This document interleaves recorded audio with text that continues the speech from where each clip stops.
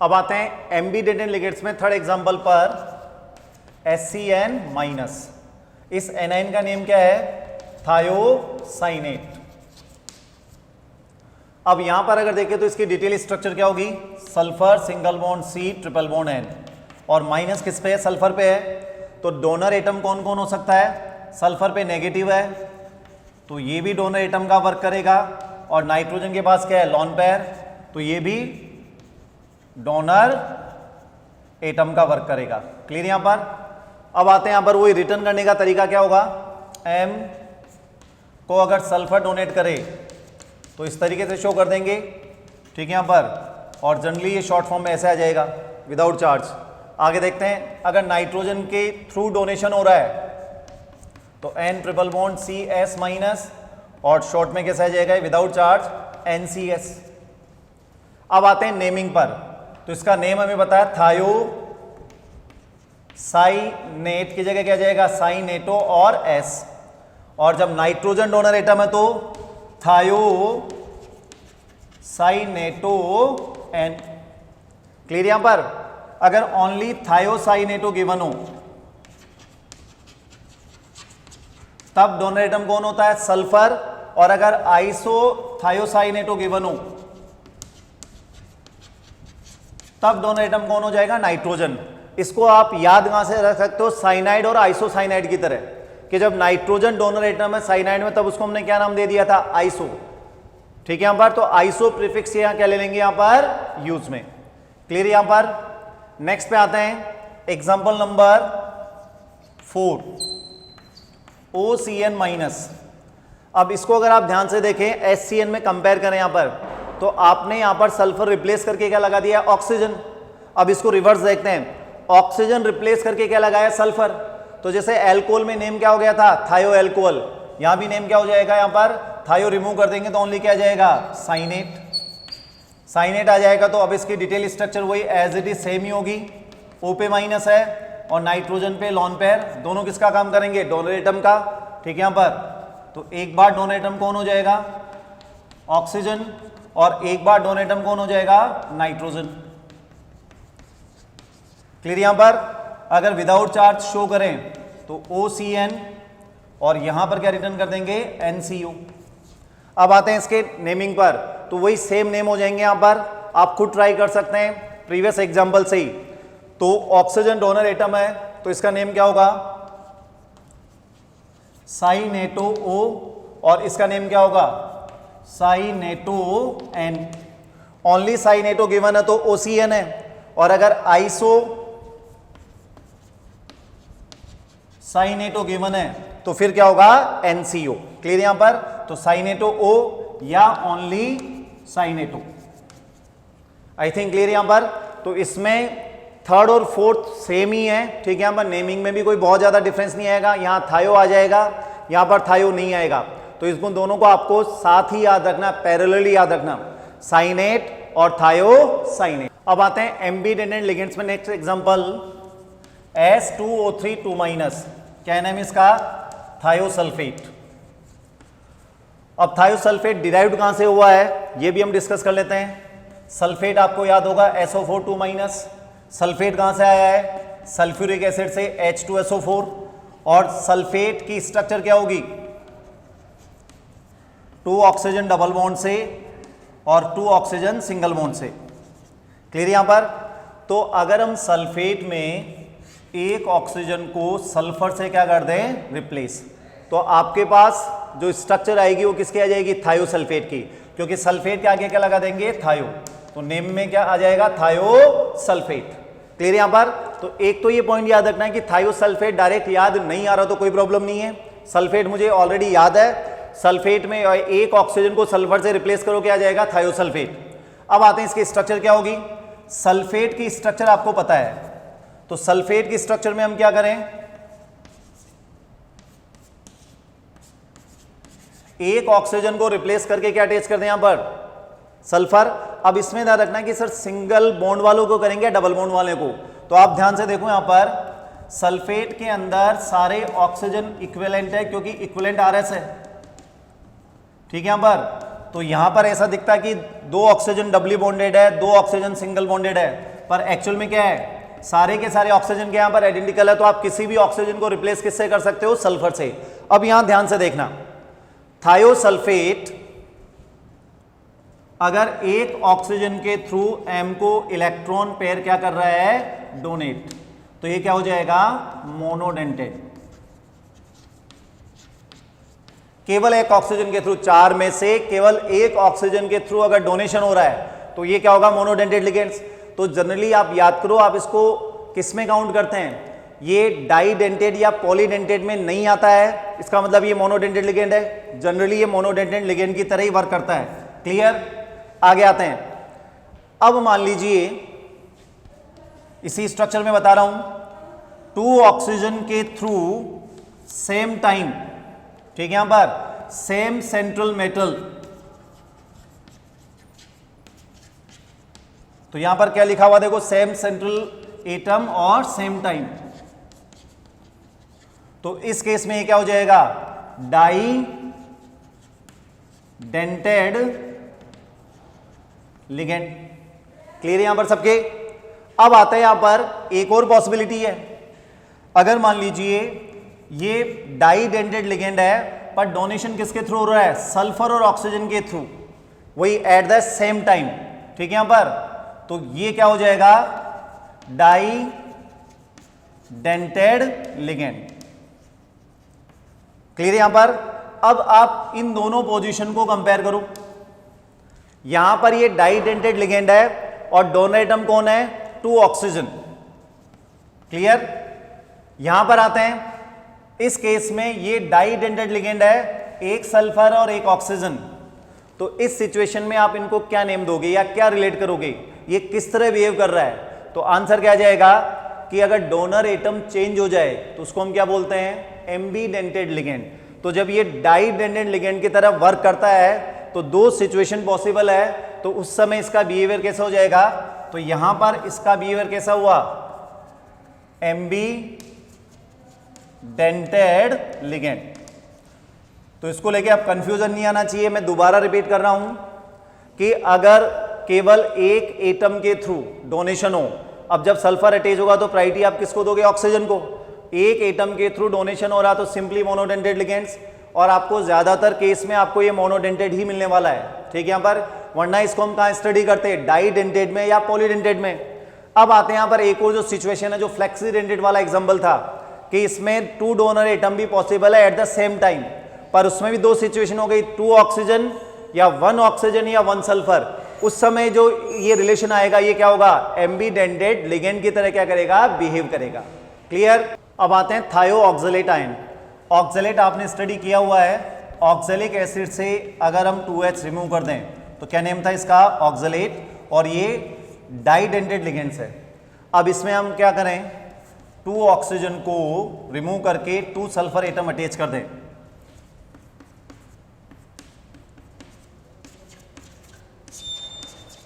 तो इसका नेम क्या हो जाएगा, थायो ऑक्सलेट।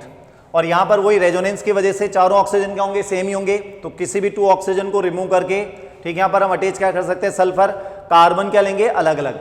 अब यहां पर देखो क्या सिचुएशन पॉसिबल है, एक सिचुएशन में दोनों ऑक्सीजन किसका काम कर रहे हैं, डोनर एटम का, तो इस सिचुएशन में डोनर एटम कौन हुए, डोनर एटम्स हुए 2 ऑक्सीजन। अब एक और सिचुएशन पॉसिबल है, C double bond O, S minus और S माइनस, ठीक है। यहां पर इस सिचुएशन में अगर हम देखें तो डोनर एटम कौन है,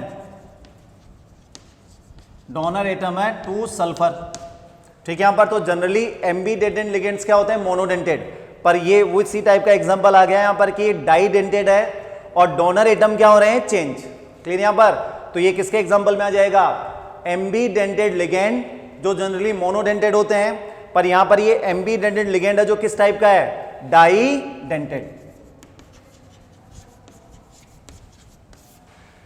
क्लियर यहां पर। इसमें एक और पॉसिबिलिटी थी, एक ऑक्सीजन और एक सल्फर को लेते तब भी वो आंसर क्या था, एम्बीडेंटेड लिगेंड्स, क्योंकि सिंपल सा है, अगर डोनर एटम चेंज हो रहे हैं, ठीक है, यहां पर तो उस केस में फिर हम आंसर क्या देंगे यहाँ पर, एम्बीडेंटेड लिगेंड्स। डोनर साइट आपके जो नंबर है वो फिक्स होना चाहिए, जैसे यहां पर भी 2 है, यहां पर भी 2 है, ठीक है। यहाँ पर तो पहले केस में 2 ऑक्सीजन आ गए, सेकंड केस में नंबर ऑफ डोनर एटम तो 2 है पर ऑक्सीजन की जगह क्या आ गया, सल्फर, तो रिलेशन क्या हो जाएगा, एम्बीडेंटेड लिगेंड्स। अगर इसी एग्जांपल में एक ऑक्सीजन और एक सल्फर लेते हैं तब भी ये डाइडेंटेड होगा, पर रिलेशन कौन सा आ जाएगा, एम्बीडेंटेड लिगेंड्स।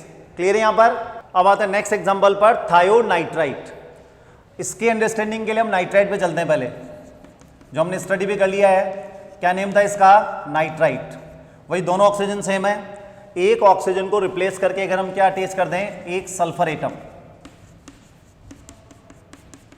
ठीक है यहाँ पर, तो इसको आप क्या बोलोगे, थायोनाइट्राइट। और फिर वही याद रखना यहाँ पर कि दोनों ऑक्सीजन सेम ही है रेजोनेंस की वजह से, तो किसी भी ऑक्सीजन को रिप्लेस करके सल्फर अटैच कर सकते हैं, ठीक है। यहाँ पर इसका रेजोनेंस हाइब्रिड ये होगा, पार्शियल नेगेटिव और ये पार्शियल नेगेटिव। अब इसमें डोनर एटम देखो कौन कौन पॉसिबल है, ऑक्सीजन हो सकता है, नाइट्रोजन पॉसिबल है और सल्फर भी पॉसिबल है, क्योंकि यहां भी लोन पेयर है और सल्फर के पास भी क्या है, लोन पेयर। क्लियर यहां पर। तो अगर हम देखें यहां पर तो क्या क्या सिचुएशन हुई, ऑक्सीजन के थ्रू आपने क्या करवाया, डोनेशन। एक और पोजीशन सल्फर के थ्रू, क्योंकि दोनों ऑक्सीजन सेम है इसलिए एस पे minus N double bond O, sulphur के थ्रू क्या पॉसिबल है, डोनेशन। और third situation N double bond S और ओ माइनस, नाइट्रोजन के थ्रू डोनेशन। तो यहां पर अब रिलेशन क्या होगा, मोनोडेंटेड लिगेंड्स है, एक टाइम में एक ही डोनर एटम यूज में आ रहा है, ठीक है यहाँ पर डोनर एटम क्या हो रहे हैं, चेंज। तो ये आपस में क्या होंगे, अगर हम उसको रिलेट करें तो आंसर क्या आएगा, वही एम्बीडेंटेड लिगेंड्स। क्लियर है यहां पर। तो ये क्या होगा यहाँ पर, एम्बीडेंटेड लिगेंड, जिसमें तीनों ही किसका काम करेंगे, डोनर एटम का। अब यहां पर एक इंपॉर्टेंट डिस्कशन पे आते हैं, एम्बीडेंटेड लिगेंड्स की अगर हम बात करें तो एम्बीडेंटेड लिगेंड्स जनरली आपको क्या मिलेंगे, मोनोडेंटेड, जबकि इनमें डोनर एटम्स कितने हैं, 2। हमने डिफाइन ऐसे कहते हैं ना पर विच कंटेन्स 2 डोनर एटम, पर जब डोनेशन होगा तो केवल कितने एटम से होगा, एक से। तो जनरली एम्बीडेंटेड लिगेंड्स क्या होते हैं, मोनोडेंटेड, और इनमें डोनर एटम्स कितने होते हैं, 2। अब आते हैं इसका रीजन क्या है कि एक साथ दोनों डोनर एटम से डोनेशन क्यों नहीं हो सकता, क्योंकि अगर दोनों डोनर एटम से अगर साइमल्टेनियसली एट ए टाइम डोनेशन हो जाए तो ये क्या बन जाएंगे, डाइडेंटेड।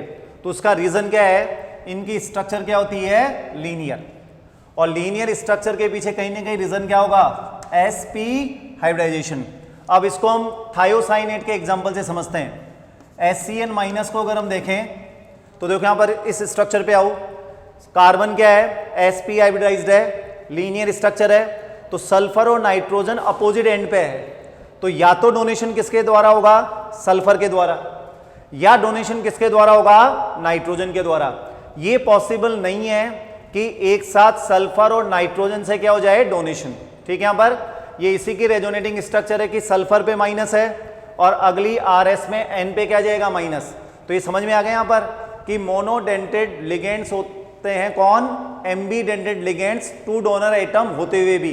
तो इसका रीजन अगर हम समझें तो इस स्ट्रक्चर को समझो कि ये सल्फर और ये नाइट्रोजन, तो या जब सल्फर से डोनेशन होगा तो फिर वो नाइट्रोजन से पॉसिबल नहीं है, क्योंकि डिस्टेंस क्या होगी, ज्यादा हो जाएगी। तो अगर ये भी डोनेट करेगा तो रिंग में स्ट्रेन क्या जाएगा, बहुत ज्यादा, क्योंकि डिस्टेंस बहुत ज्यादा है, किसकी वजह से, स्ट्रक्चर के कारण।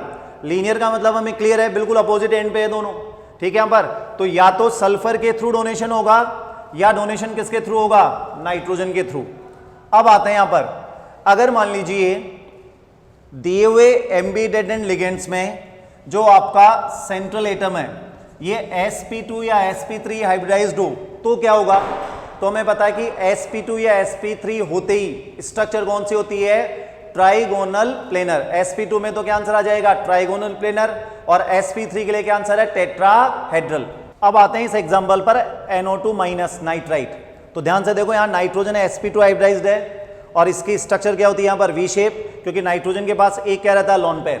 अब ध्यान से देखना ये बिहेव किस तरह करता है, मोनोडेंटेड लिगेंड्स की तरह, ठीक है। यहाँ पर क्योंकि डोनर एटम 2 है, दोनों ऑक्सीजन आइडेंटिकल हैं, तो मान लीजिए ऑक्सीजन के थ्रू डोनेशन हुआ या नाइट्रोजन के थ्रू हो गया, ठीक है। यहाँ पर तो ये क्या हुआ, मोनोडेंटेड एम्बीडेंटेड लिगेंड, क्लियर यहाँ पर अगर आपको याद आ रहा हो, इसको एक जगह और रिटर्न किया हुआ हमने, ये कुछ जगह पर डाइडेंटेड लिगेंड्स की तरह भी काम करता है। और क्यों काम करता है, उसका रीजन क्या है, क्योंकि दोनों ऑक्सीजन के थ्रू भी एम को डोनेशन पॉसिबल है, क्योंकि लीनियर स्ट्रक्चर नहीं है, ठीक है। यहाँ पर तो यहाँ ध्यान से देखो, ठीक है। यहाँ पर इस केस में ये किस तरह बिहेव कर रहा है, डाइडेंटेड लिगेंड्स की तरह। तो ये फ्लेक्सीडेंटेड लिगेंड्स के एग्जांपल में हमने लिखा था कार्बोनेट, सल्फेट, सल्फाइड के साथ।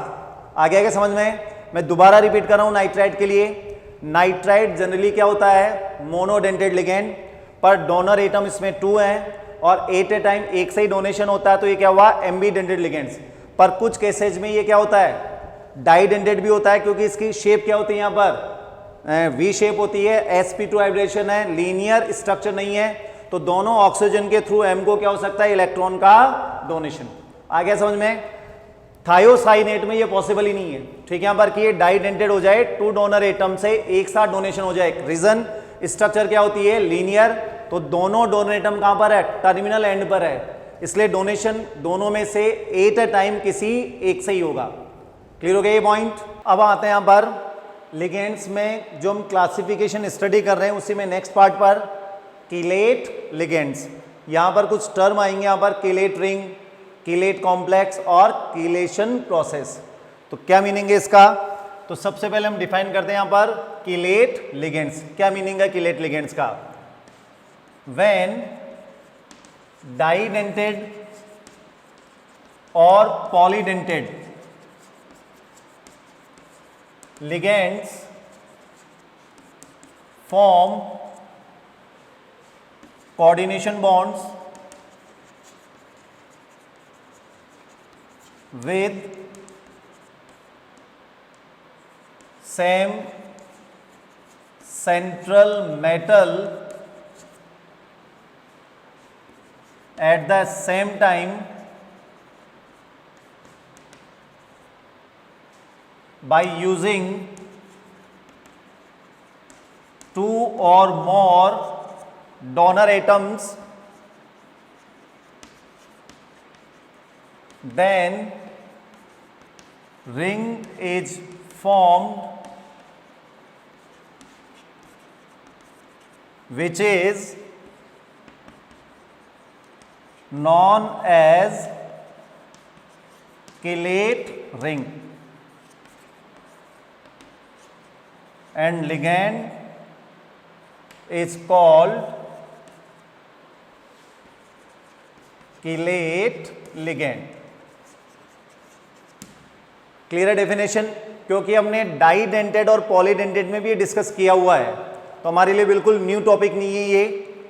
सो व्हेन डाइडेंटेड और polydentate ligands form coordination bonds with same central metal at the same time by using, अब डाइडेंटेड में तो डोनर एटम कितने होंगे, 2, और पॉलीडेंटेड में मोर देन 2, ठीक है। यहाँ पर तो रिंग का क्या होगा, फॉर्मेशन, उसी रिंग को हम क्या बोलते हैं, कीलेट रिंग, और उस लिगेंड को हम क्या बोलेंगे, कीलेट लिगेंड्स। एग्जांपल देखते हैं, जैसे ये एग्जांपल है इथाइलिन डाइएमीन, EN। अब ये M को क्या करेगा, इलेक्ट्रॉन पेयर डोनेट, तो इसके पास 2 डोनर एटम है, तो सेम टाइम में दोनों नाइट्रोजन से M को क्या होंगे, यहाँ पर इलेक्ट्रॉन पेयर का डोनेशन होगा, तो यहाँ पर एक रिंग का क्या हो गया, फॉर्मेशन। इसी रिंग को हम क्या बोलते हैं, कीलेट रिंग, ठीक है। यहाँ पर लिगेंड को क्या बोल देंगे, कीलेट लिगेंड। कॉम्प्लेक्स जो बनेगा उसका नेम क्या हो जाएगा, यहाँ पर कीलेट कॉम्प्लेक्स। और ये पूरा जो प्रोसीजर है रिंग फॉर्मेशन का, इसको हम क्या बोलेंगे, यहाँ पर कीलेशन। क्लियर? यहाँ पर इवन हमने यहां तक भी काउंटिंग की थी कि कितने मेंबर्ड रिंग का क्या हो रहा है, फॉर्मेशन। तो यहां अगर हम काउंट करें 1 2 3 4 और 5, तो यहां पर 5 मेंबर्ड रिंग का क्या हो रहा है, यहां पर फॉर्मेशन। क्लियर? यहां पर अब आते हैं यहां पर कि कीलेशन की वजह से क्या क्या कॉम्प्लेक्स जो बना है उस पर क्या इफेक्ट आएगा। तो यहां पर देखो ध्यान से, chelation process and stability of complexes.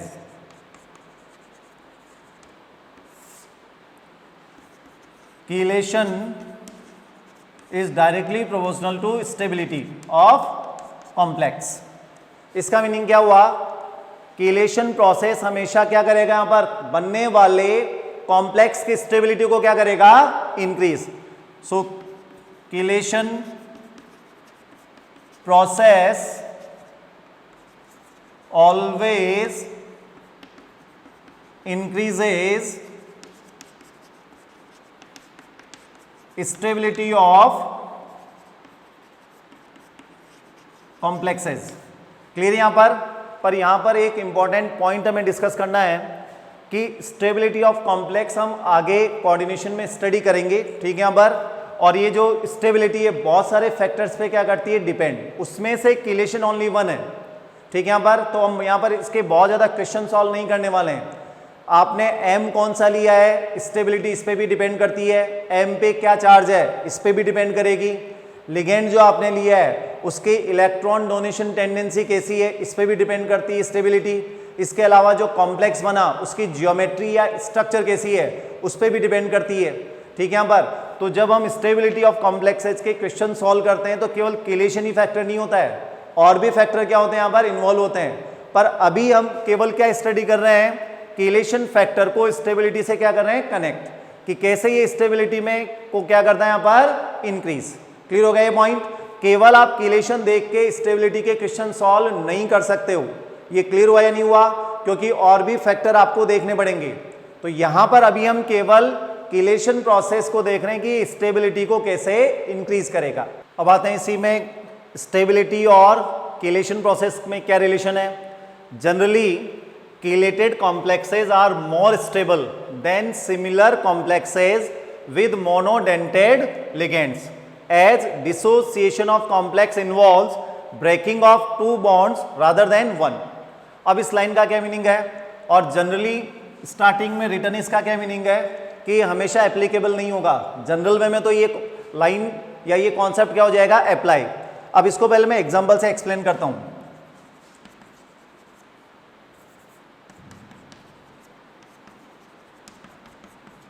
तो आपको एक डाइडेंडेंट लिगेंड गिवन है EN.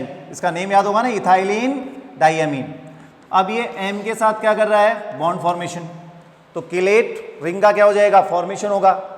अब आता है यहां पर वही सेम सेंट्रल मेटल है, सेम चार्ज है और एक मोनोडेंटेड लिगेंड अटैच्ड है.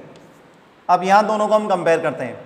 इस M के साथ एक लिगेंड अटैच्ड है और यहां भी M के साथ एक ही लिगेंड अटैच्ड है.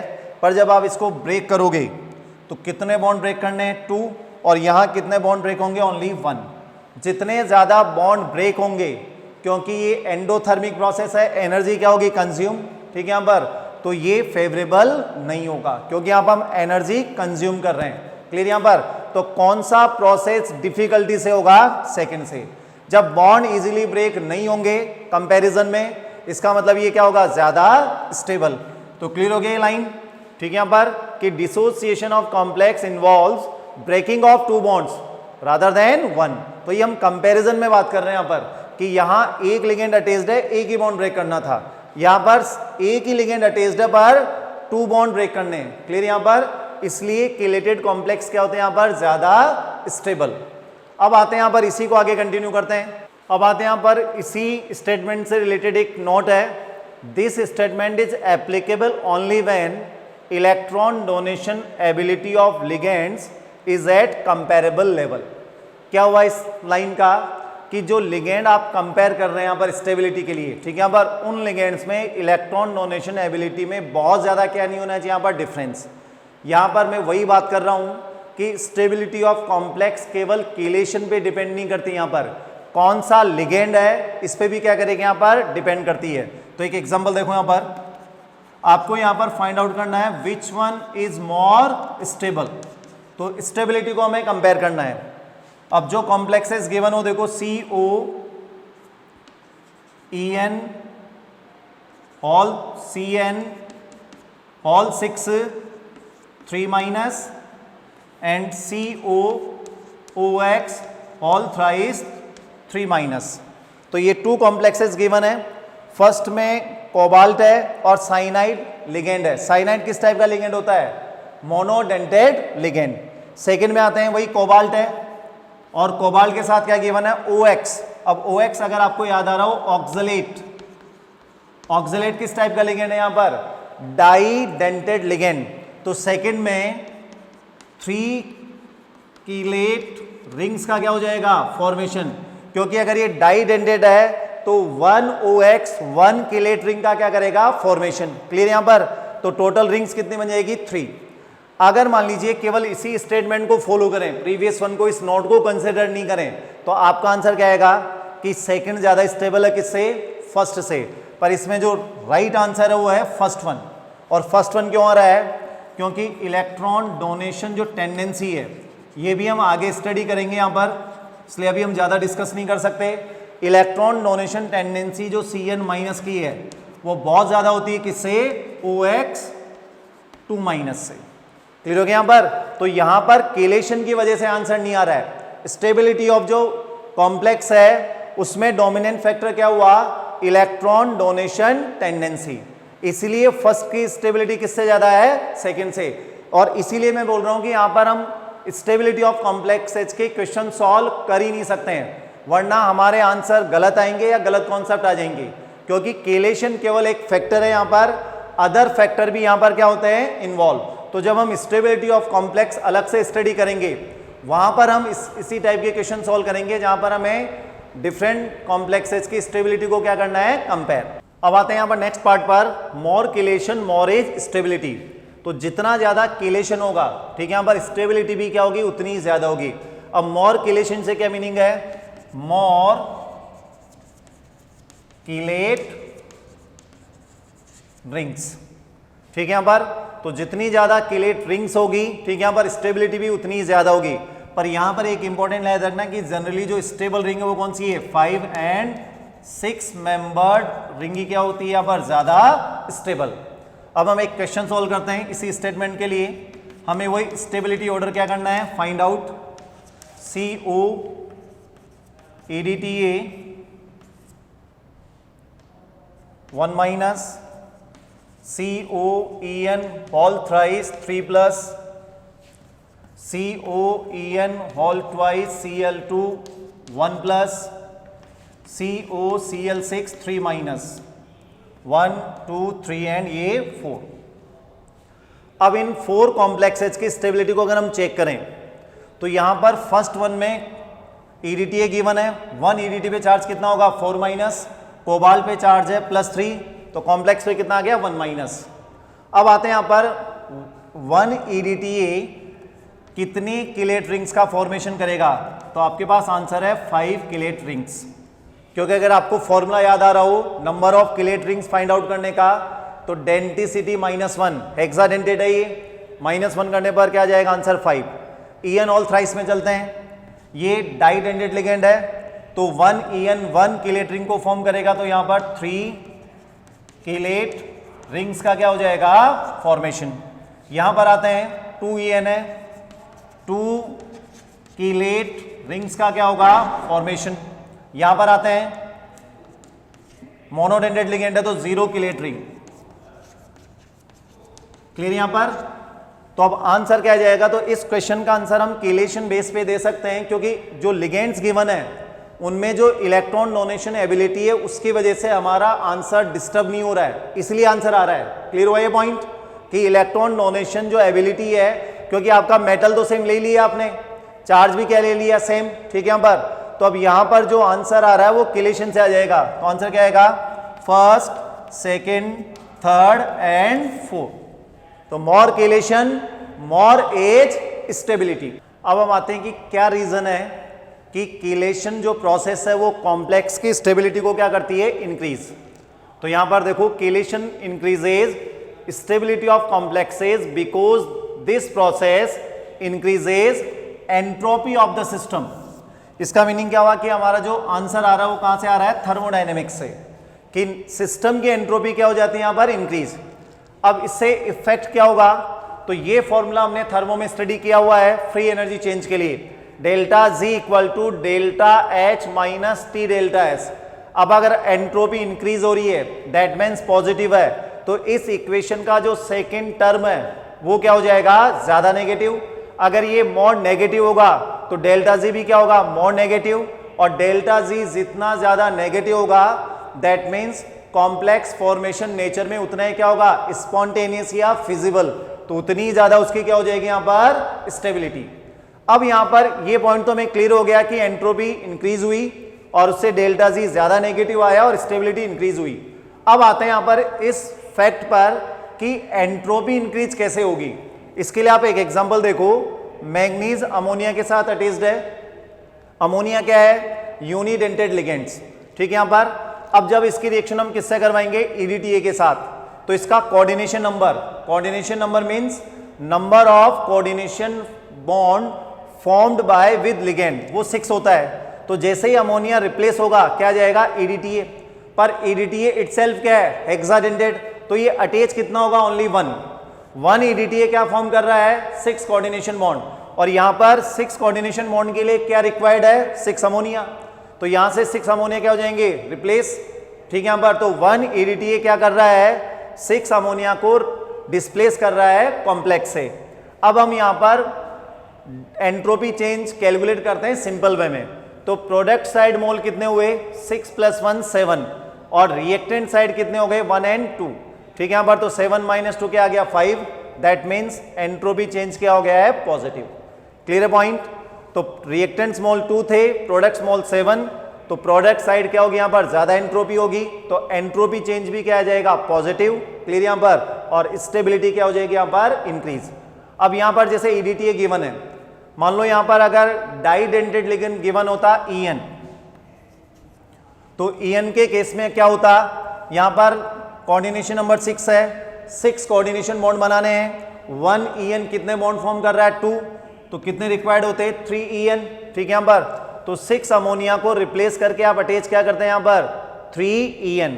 तो क्लियर हो रहा है यहां पर कि जब भी मोनोडेंटेड लिगेंड्स पॉलीडेंटेड लिगेंड्स के या डाइडेंटेड लिगेंड से क्या होंगे यहां पर रिप्लेस होंगे, हमेशा प्रोडक्ट साइड्स मोल्स हमेशा क्या होंगे, ज्यादा मिलेंगे आपको, और अगर प्रोडक्ट साइड्स मोल्स ज्यादा मिलेंगे तो एंट्रोपी चेंज भी क्या होगा यहां पर, पॉजिटिव होगा, दैट मीन्स सिस्टम की एंट्रोपी क्या होगी, इंक्रीज, जो अल्टीमेटली क्या होगा यहां पर, कॉम्प्लेक्स की स्टेबिलिटी को क्या करेगी यहां पर, इंक्रीज करेगी, ठीक है। यहां पर तो फाइनली देखो यहां पर, so chelating ligand displaces more than 1 monodentate ligands, ठीक है। यहां पर which increases moles of product and consequently entropy of system is also increased।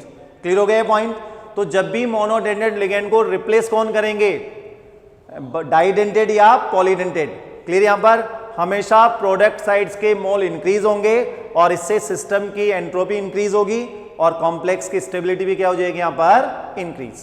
अब एक पॉइंट और डिस्कस करते हैं यहां पर किलेशन में या किलेट लिगेंड्स में, इफ कॉन्जुगेशन और resonance occurs in a chelate complex then stability of complex is further enhanced. तो ये क्लियर भी है पॉइंट, किलेशन स्टेबिलिटी को क्या करता है, इंक्रीज, और आपको ऑलरेडी पता है कि रेजोनेंस या कॉन्जुगेशन भी क्या करेगा, स्टेबिलिटी को क्या करेगा, इंक्रीज। तो एक एग्जांपल देखो, AAC, ये हमने डाइडेंटेड लिगेंड में स्टडी किया हुआ था, ठीक है। यहां पर तो जब ये किसी मेटल को इलेक्ट्रॉन पेयर का क्या करेगा, डोनेशन, तो इटसेल्फ इसमें भी क्या है यहां पर, कॉन्जुगेशन है, negative, single bond, double bond, single bond and double bond. तो यहां कॉपर के साथ क्या अटैच्ड है, 2 AC डाइडेंटेड लिगेंड्स अटैच्ड है, तो इसकी जो स्टेबिलिटी है कीलेशन की वजह से तो वही सही, सेकंड रीजन कौन सा आ जाएगा, कॉन्जुगेशन। तो stability is due to chelation as well as conjugation और रेजोनेंस। इसी टाइप के जो अदर एग्जांपल्स हैं जहां पर कीलेशन भी होता है और कॉन्जुगेशन भी प्रेजेंट है, उनमें हीमोग्लोबिन एंड क्लोरोफिल। तो क्लियर हो गया पॉइंट, न्यू नहीं है हमारे लिए, हमें पता है कि अगर रेजोनेंस कहीं पर भी होगा तो वो स्टेबिलिटी को क्या करेगा। अब हम एक क्वेश्चन सॉल्व करते हैं कीलेशन में। Hydrazine is a unidentate ligand in spite the presence of 2 nitrogen atom. तो अगर हम हाइड्रोजन की स्ट्रक्चर देखें, NH2 सिंगल बॉन्ड NH2, तो यहाँ 2 नाइट्रोजन एटम है और दोनों नाइट्रोजन एटम डोनर एटम की तरह बिहेव कर सकते हैं, पॉसिबिलिटी तो है, ठीक है। यहाँ पर आपने इसको कहाँ स्टडी किया है, मोनोडेंटेड, डाइडेंटेड या पॉलीडेंटेड में। तो अगर आपको याद आ रहा हो, मैंने आपको ये उस समय भी एक्सप्लेन किया था कि ये डाइडेंटेड में आपने पढ़ा क्या, नहीं, पॉलीडेंटेड में तो वैसे भी नहीं आएगा, तो अपने आप ही ये किसका पार्ट हो गया बाय डिफॉल्ट, मोनोडेंटेड या यूनिडेंटेड। क्लियर है ना यहाँ पर? तो हमने यूनिडेंटेड के सारे एग्जांपल नहीं देखे थे, हमने किसके देखे हैं, डाइडेंटेड और पॉलीडेंटेड के। तो जो इनमें आएगा वो इनका पार्ट है, और कोई भी लिगेंड जो डाइडेंटेड या पॉलीडेंटेड नहीं है वो अपने आप ही क्या हो जाएगा, यूनिडेंटेड। अब आते हैं क्या रीजन है कि 2 नाइट्रोजन एटम होते हुए भी ये मोनोडेंटेड है। तो अगर मान लीजिए दोनों नाइट्रोजन सेम मेटल एटम को, ठीक है, यहाँ पर सेम टाइम इलेक्ट्रॉन पेयर क्या करे, डोनेट, तब ये डाइडेंटेड हो जाएगा। पर प्रॉब्लम क्या है यहाँ पर, अगर हम देखें 3 मेंबर्ड किलेट रिंग का क्या हो रहा है, formation, which is highly unstable. Clear यहां पर? तो हमने केलेशन में भी ये स्टडी किया था कि 5 या 6 मेंबर्ड रिंग जनरली क्या होती है, स्टेबल। तो यहां पर प्रॉब्लम क्या रही कि अगर दोनों नाइट्रोजन एटम डोनेट करते हैं तो 3 मेंबर्ड किलेट रिंग का क्या हो रहा है, formation, which is not possible. इसलिए हाइड्रोजन किस तरह बिहेव करता है, यूनिडेंटेड लिगेंड। अब हम लिगेंड्स के क्लासिफिकेशन में ही नेक्स्ट टाइप के लिगेंड पे आते हैं, ब्रिज लिगेंड। अब यहां पर अगर नेम को ध्यान से देखें कि ब्रिज का क्या मीनिंग है, तो ब्रिज क्या करता है, 2 एंड को आपस में कनेक्ट करने का क्या करता है, काम करता है। ठीक है यहां पर? तो यहां पर भी ब्रिज लिगेंड क्या करेगा, ब्रिज लिगेंड 2 सेंट्रल मेटल को आपस में कनेक्ट करने का क्या करेगा, काम। इसका मीनिंग क्या हुआ, ये इलेक्ट्रॉन पेयर डोनेट करेगा कितने, 2, ठीक है यहां पर कितने मेटल को, 2 मेटल को। तो यहां से हम देख सकते हैं कि डाइडेंटेड और इसमें क्या डिफरेंस आने वाला है, क्योंकि डाइडेंटेड में भी कितने इलेक्ट्रॉन पेयर डोनेट होते हैं, 2 होते हैं, यहां भी कितने हो रहे हैं, 2 ही हो रहे हैं। फिर डिफरेंस क्या है, यहां पर क्या होगा, सेंट्रल मेटल आपका एक ही होगा, ठीक है यहां पर लिगेंड के पास इलेक्ट्रॉन पेयर कितने होंगे, 2, ठीक है यहां पर, और वो 2 electron pair same central metal को एक साथ क्या होंगे, डोनेट। ठीक है यहां पर यहां अगर देखें तो डोनेशन तो एक साथ होगा, पर आपका जो सेंट्रल मेटल है वो क्या होंगे, यहां पर 2 होंगे। अब ये सेम भी हो सकते हैं और डिफरेंट भी। क्लियर है यहां पर? तो अब आते हैं इसकी डेफिनेशन पर, लिगेंड विच लिगेट्स और coordinates to central metal. Clear यहां पर हम ये डिफाइन नहीं करेंगे सेम है या डिफरेंट है, नंबर्स 2 है, coordinates with 2 central metals in polynuclear complexes is called Brise ligand।